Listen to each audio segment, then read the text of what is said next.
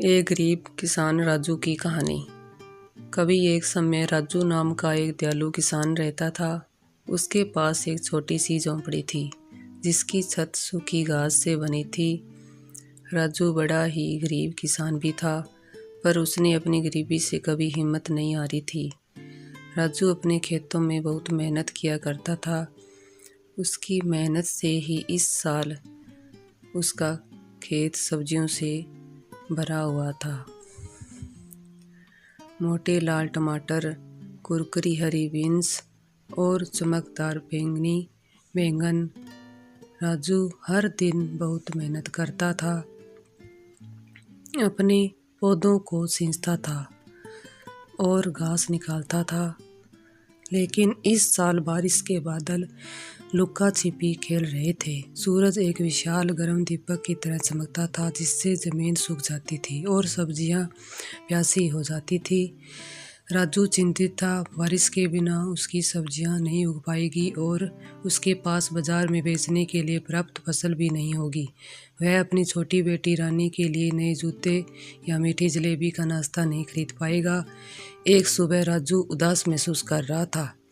जब वह अपनी झोंपड़ी के पास बैठा था तो एक छोटी सी गौरैया उसके कंधे पर आकर बैठ गई। चहचहाट गौरैया ने सिर झुकाते हुए कहा, मुँह लटकाए क्यों बैठे हो राजू?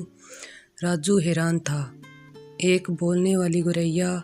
उसने सूखी ज़मीन और भूखी सब्जियों के बारे में अपनी चिंता बताई। गौरैया ने धैर्यपूर्वक सुना।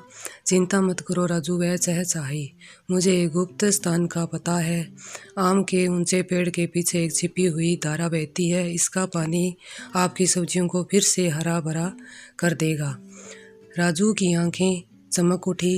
उसने गौरैया को धन्यवाद दिया और उसकी बताई हुई बातों का पालन किया।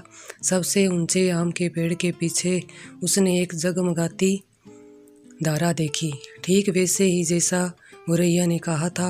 आम के बगीचे के पानी लेके आता हुआ राजू ने अपनी बाल्टी को ठंडे पानी से भर लिया और वापस अपने खेत की ओर दौड़ पड़ा।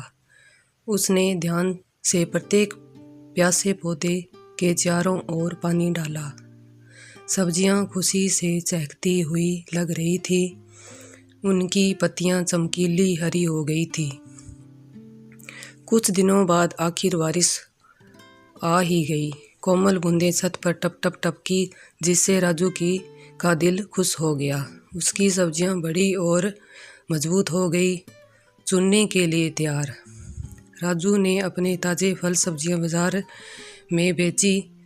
उसकी मुस्कान सूरज की तरह चमक रही थी। उसने रानी के लिए नए जूते और जलेबियों का एक बड़ा डिब्बा खरीदा। मददगार गौरैया और छिपी हुई धारा की बदौलत सभी ने एक स्वादिष्ट भोज का आनंद लिया। उस दिन से राजू कभी भी छोटी गौरैया की दयालुता की छिपी हुई धारा के जादू को नहीं भूला। वह जानता था कि भले ही चीज़ें मुश्किल लगती हैं, वहाँ हमेशा थोड़ा जादू खोजने के लिए इंतज़ार कर रहा होता है।